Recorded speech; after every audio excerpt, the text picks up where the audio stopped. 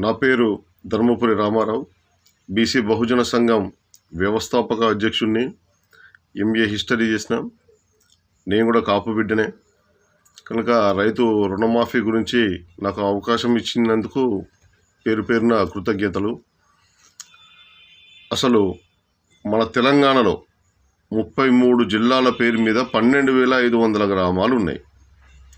ఎకరాల కొద్ది భూములు ఈ ఫ్యూడలిస్టుల చేతిలో, క్యాపిటలిస్టుల చేతిలో ఉన్నాయి. మన బీసీ, ఎస్సీ, ఎస్టీ బహుజనులకు 3-4 ఎకరాలు కలిగిన చిన్న సన్నకారు రైతులు మాత్రమే మన వాళ్ళు.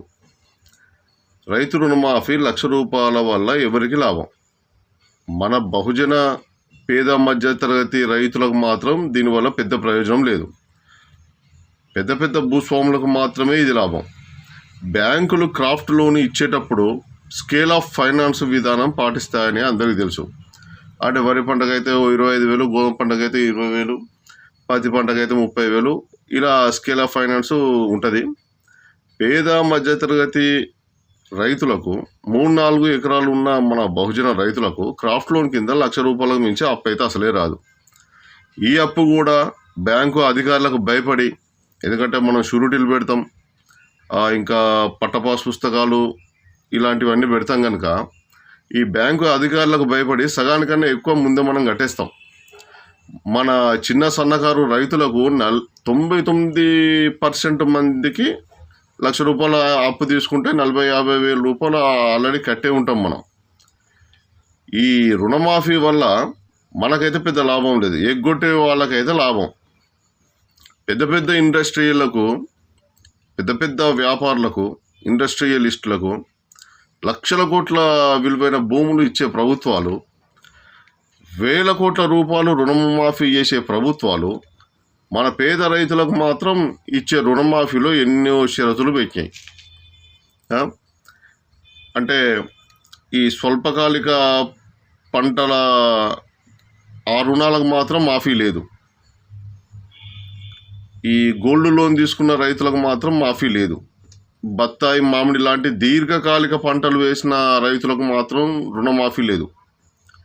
ఇంకా కుటుంబంలో ఒక్కరికి మాత్రమే రుణమాఫీ పెట్టింది. మరి అది రేషన్ కార్డు లింకప్ చేసి ఆ కుటుంబాన్ని నిర్ణయిస్తుంది ఆ బ్యాంకు అధికారులు వాళ్ళు. ఇక 1,00,000 కన్నా ఎక్కువ వేతనం ఉన్న రైతులకు కూడా ఇది వర్తించదు. ఎందుకంటే కుటుంబంలో ఇప్పుడు రైతు కొడుకు ఒక గవర్నమెంట్ ఉద్యోగి అనుకుంటే వానికి ₹1,00,000 ఎక్కువ జీతం ఉంటే వాళ్ళకు కూడా రాదు. అయితే 40 లక్షల మంది కన్నా ఎక్కువ రైతులు రుణం తీసుకుంటే కేవలం 11 లక్షల మంది రైతులను ఎంపిక చేసుడు ఏందో అర్థమైతే లేదు. అందరికీ 2 లక్షల రుణం వెంటనే అమలు చేస్తామని చెప్పిళ్ళు. సరే, అన్ని ప్రభుత్వాలు అందరికీ న్యాయం చేయలేవు. ఇక మనకు కూడా ఎంతకంతే ఆసరా. ఇకపోతే ఇంకొకటి ఏంటంటే, మన పాత రెన్యువల్ అయిన రుణాలకు కూడా ఈ రుణమాఫీ వర్తిస్తుంది. ఇది కొంచెం మంచి విషయమే. అసలు వడ్డీ కలిసి ఉన్న 2 లక్షల రుణానికి మాత్రమే ఇది పరిమితమైనది. ఇలాంటి షరతులు కొన్ని ఉన్నాయి, మనం చూసుకోవాలి. రేషన్ కార్డు, ఆధార్ కార్డు ఇవన్నీ లింకప్ అయి ఉన్న బ్యాంకు అకౌంటు కల గ్రామీణ బ్యాంకులో మాత్రమే రుణమాఫీ ఉంటుంది. ఏ బ్యాంకులో పడితే ఆ బ్యాంకులో నాకు అప్పు ఉన్నది కనుక నాకు రుణం మాఫీ చేయాలంటే వాళ్ళు చేయరు. ఇది గ్రహించాలి.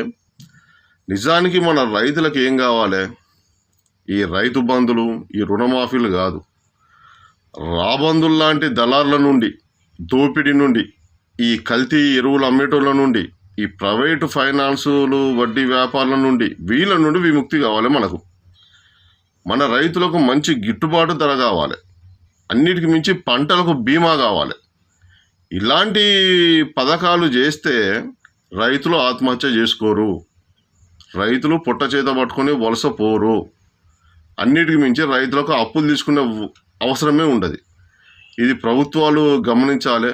రైతును రాజు చేయకుండా మంచిదే కానీ ఈ చిన్నకారు రైతులను వలస కూలీ చేయకపోతే చాలు. జై బీసీ, జై హింద్.